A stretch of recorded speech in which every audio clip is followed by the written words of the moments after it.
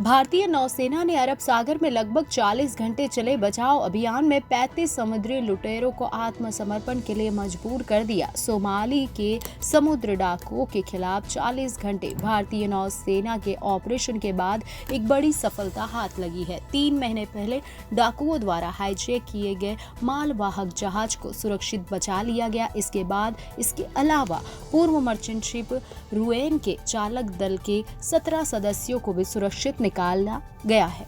वहीं कम से कम 35 डाकुओं ने भारतीय नौसेना के आगे घुटने टेक दिए। बड़े कार्गो शिप और चालक दल को बचाने के लिए भारतीय नौसेना पानी में 2600 किलोमीटर की दूरी तय कर चुकी थी। नौसेना के हौसले, दमदार ऑपरेशन और सूझबूझ की वजह से ही ये बड़ी कामयाबी अब हाथ लगी है।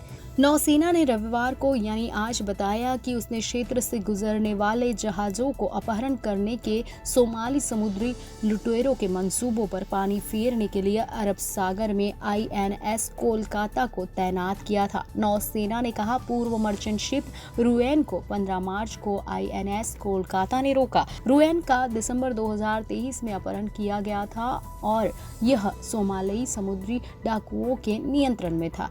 इसमें कहा गया कि INS कोलकाता ने जहाज से लॉन्च किए गए ड्रोन के जरिए MV रुएन पर सशस्त्र समुद्री लुटेरों की मौजूदगी का पता लगाया। नौसेना ने कहा कि एक लापरवाह शत्रुतापूर्ण कार्रवाई करते हुए समुद्री डाकुओं ने ड्रोन को मार गिराया और भारतीय नौसेना के युद्धपोत पर गोलीबारी की।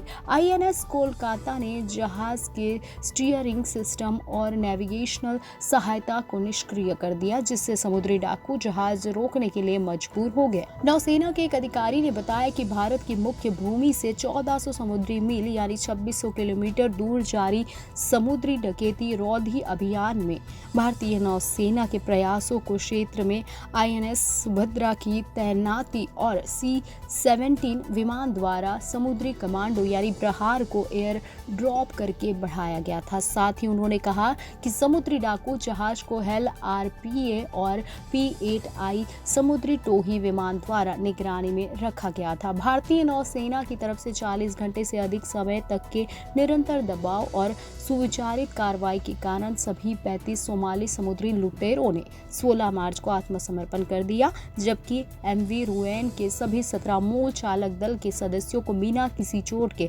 समुद्री डाकुओं के चंगुल से सुरक्षित निकाल लिया गया। उन्होंने कहा कि अवैध हथियारों, गोला बारूद और प्रतिबंधित सामग्री की संभावित मौजूदगी के लिए जहाज की तलाशी ली। नौसेना ने यह भी बताया कि 17 मार्च को मर्चेंट शिप रुएन की समुद्री योग्यता का आकलन किया गया और लगभग 37,800 टन माल ले जाने वाले जहाज, जिसकी कीमत लगभग $10 लाख को सुरक्षित रूप से भारत लाया गया।